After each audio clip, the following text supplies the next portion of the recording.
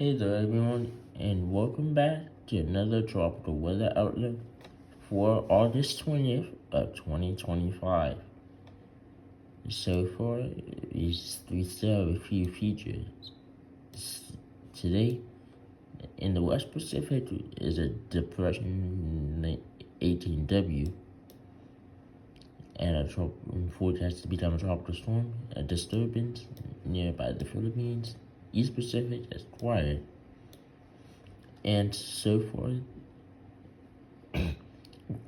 Disturbance 1 has a 60% chance in 7 days and a 10% chance in 2 days. And 90 Era has a 30% in 2 days and a 30% in 7 days. And still, the main feature is still Hurricane Erin as a Category 2 now, with 100 miles per hour winds and a tropical storm warning issued for North Carolina and a watch issued for Bermuda. And keep in mind, if this disturbance does make a direct hit on them, so just keep an eye on this disturbance following behind it.